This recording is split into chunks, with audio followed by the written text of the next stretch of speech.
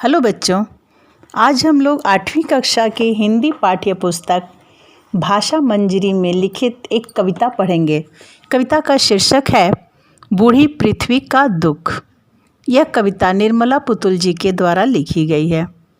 निर्मला पुतुल जी एक बहुत ही अच्छी कवयित्री हैं और इनकी कुछ रचनाओं का मैं यहाँ वर्णन कर रही हूँ। अभी मैं केवल 2 ही रचनाएं बताऊंगी आपको। एक रचना है इनकी लिखी हुई नगाड़े की तरह बजते शब्द, दूसरा है अपने घर की तलाश में, और बूढ़ी पृथ्वी का दुख तो हम लोग अभी पढ़ने ही जा रहे हैं। ये इनकी तीसरी रचना है। इन्होंने और भी रचनाएं लिखी हैं। बच्चों, क्या आप जानते हैं इन्हें मुकुट बिहारी सरोज स्मृति सम्मान, भारत आदिवासी सम्मान, राष्ट्रीय युवा पुरस्कार से सम्मानित किया गया है। तो आज हम लोग इन्हीं की लिखी हुई कविता पढ़ेंगे। बच्चों, ऐसे तो सभी व्यक्ति की इच्छा होती है कि वह स्वच्छ वातावरण में रहे, शुद्ध जल पिए, शुद्ध वायु में सांस ले। अपने आसपास का वातावरण वो चाहता है कि स्वच्छ रहे, लेकिन क्या लोग उसके लिए मेहनत करते हैं, परिश्रम करते हैं? नहीं। लोग क्या कर रहे हैं आजकल? विकास के नाम पर प्रकृति का दोहन कर रहे हैं।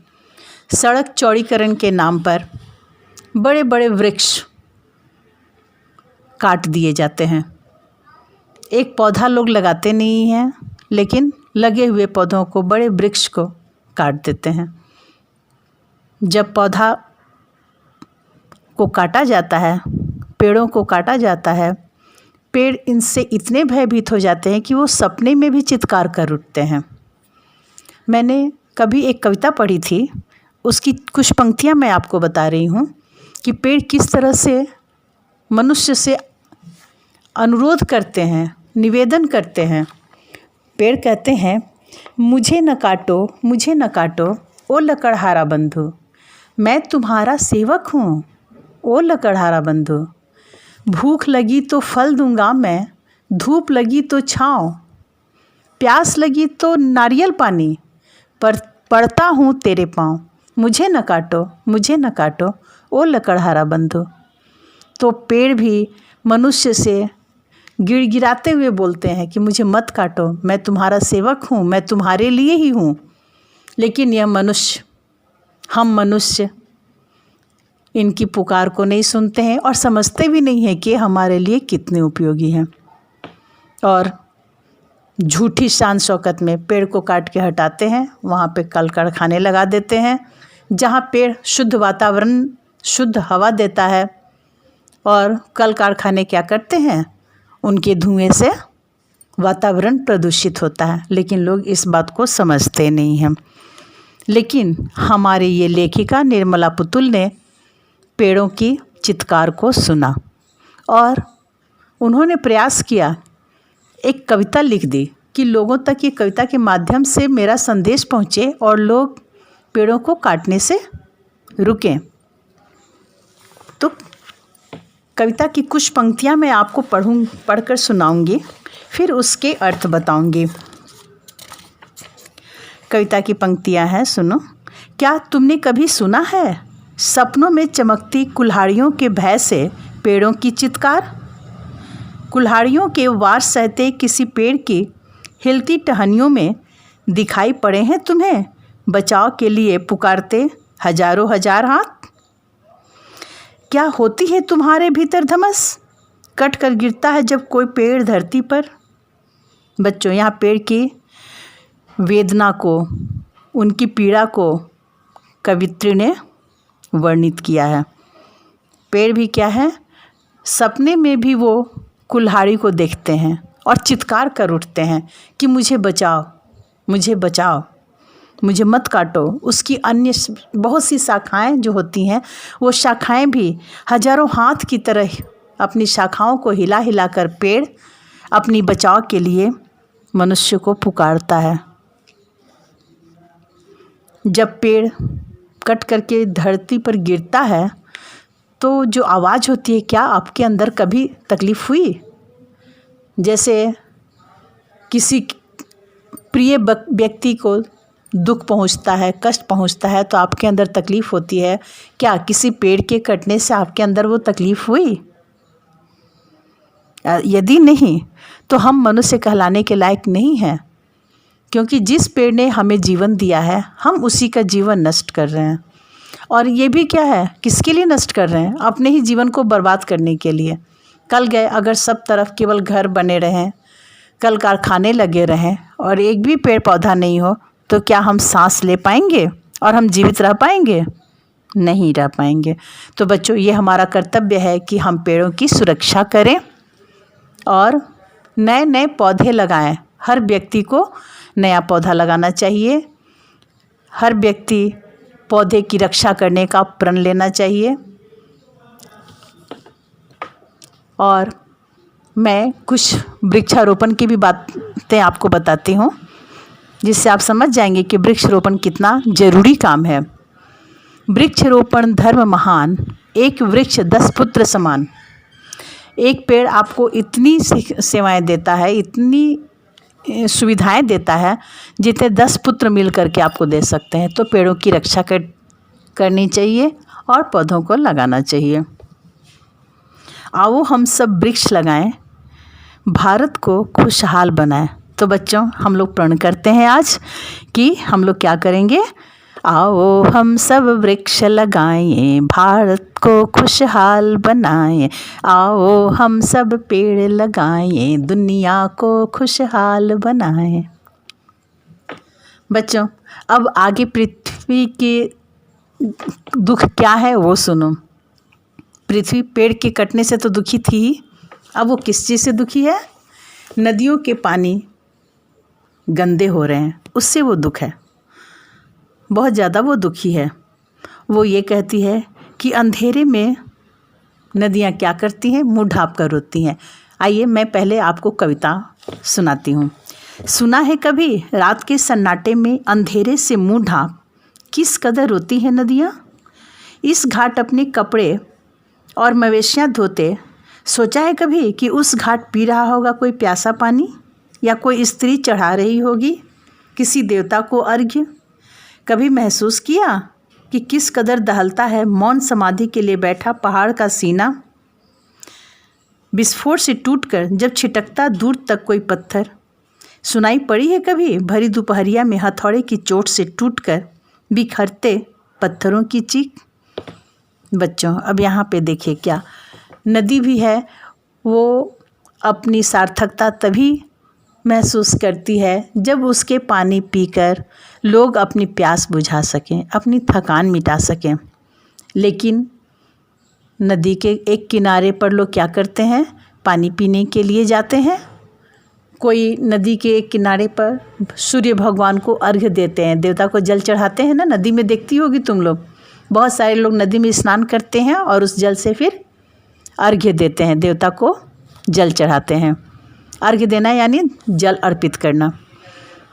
अब उसी दूसरे किनारे पर हम क्या देखते हैं कि लोग मवेशियों को नहला रहे हैं, गंदे कपड़े धो रहे हैं। अब बताओ, जो गंदा कपड़ा का पानी बहता हुआ आ रहा है, मवेशियों को नहलाया हुआ पानी जो आगे बह करके आ रहा है, उस पानी को कोई पी सकता है क्या? नहीं पी सकता है। तो लोग नदी के किनारे जाते हैं लेकिन अपनी प्यास नहीं बुझा पाते हैं। लोग पूजा के उद्देश्य से भी जाते हैं, भगवान को जल अर्पित करने के लिए, अर्घ्य देने के लिए, लेकिन वो नहीं कर पाते हैं। क्यों?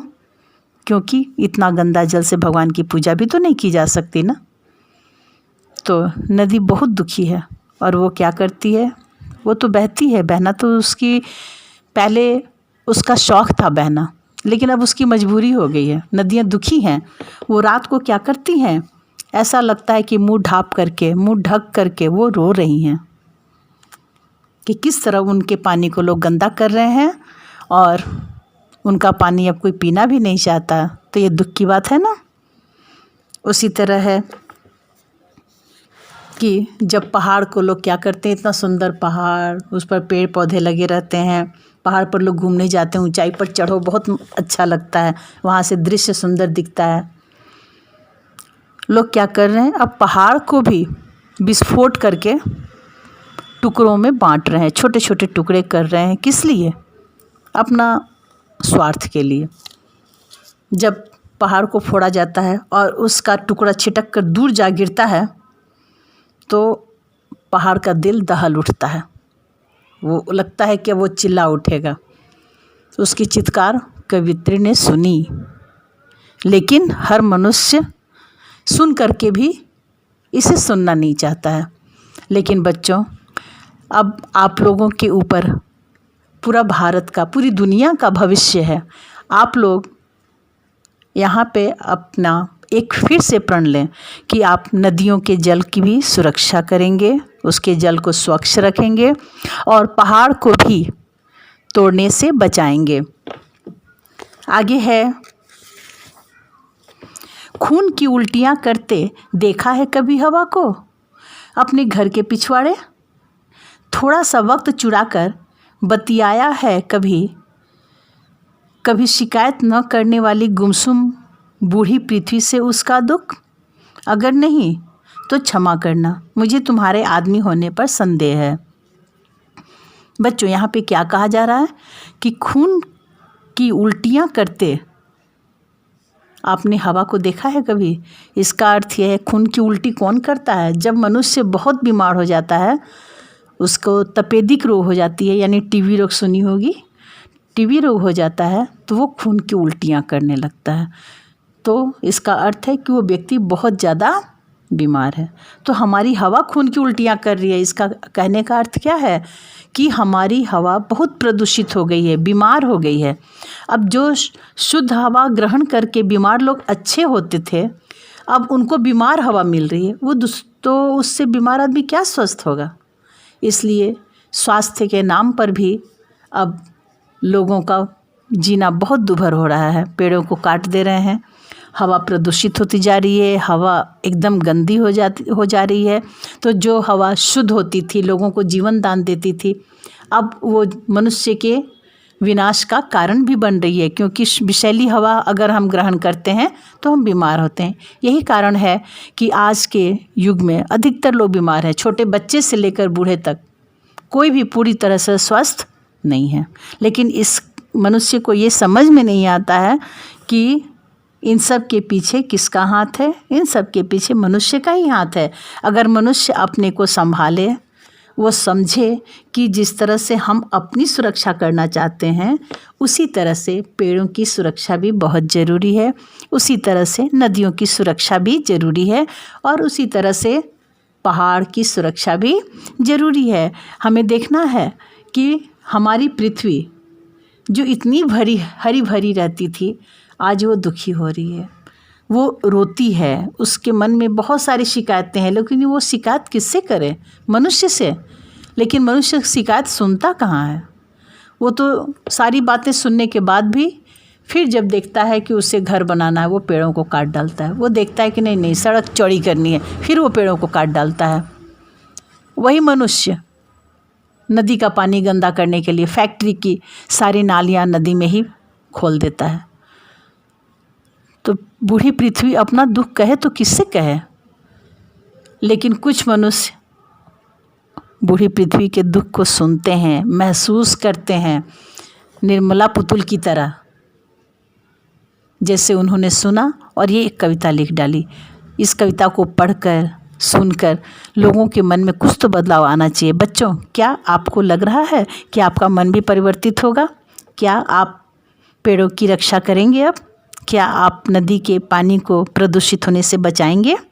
क्या आप हवा को प्रदूषित होने से बचाएंगे? आपको बचाना ही है। यदि नहीं बचाएंगे तो आपका आगे का जीवन बहुत कष्ट में होगा। और अगर इतना कहने के बावजूद भी आपके अंदर इनकी रक्षा का प्रण नहीं आता है, इनकी रक्षा का संकल्प लेने का कोई भाव नहीं आता है, तो कवित्री ने क्या कहा है कि मुझे संदेह है कि आप आदमी हो ही नहीं। तो बच्चों, आपको आदमी बनना है तो आप प्रकृति को समझिए, प्रकृति से प्रेम कीजिए, उसकी रक्षा कीजिए, क्योंकि प्रकृति है तभी हम हैं। आप थोड़ी देर के लिए देखिए कि यदि सब रूम बंद कर दीजिए, घर में अगर कोयले का चूल्हा जला दीजिए, थोड़ी ही देर में देखिएगा कि आपका दम घुटने लगता है। क्यों? क्योंकि खिड़की दरवाजे बंद है तो हवा नहीं आ रही है और चूल्हे से कार्बन डाइऑक्साइड गैस निकल रहा है। बाद में वही कार्बन डाइऑक्साइड गैस मनुष्य के सांस के साथ मिलकर कार्बन मोनोऑक्साइड गैस बन जाती है, जो जहरीली होती है।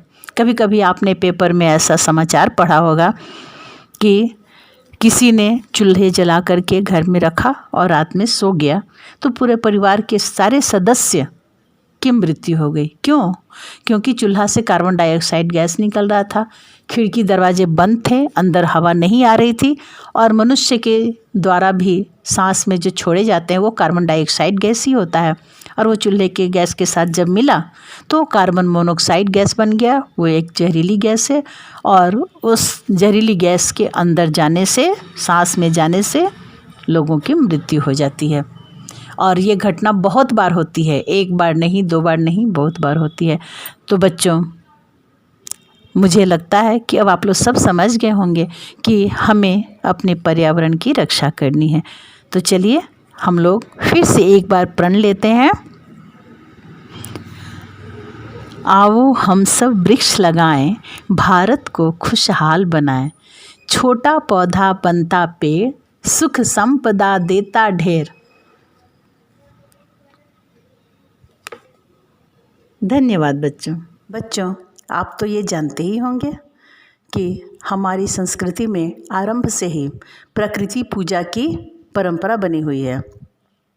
पीपल के पेड़ की पूजा की जाती है, वट वृक्ष यानी बरगद के पेड़ की पूजा की जाती है, तुलसी पौधा की पूजा होती है, केले के पेड़ की पूजा होती है, नदी की पूजा होती है, इस तरह से पहाड़ की पूजा होती है।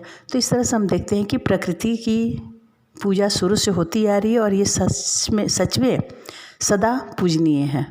तो हम लोग भी इसकी रक्षा का प्रण लें और इस परंपरा को कायम रखें।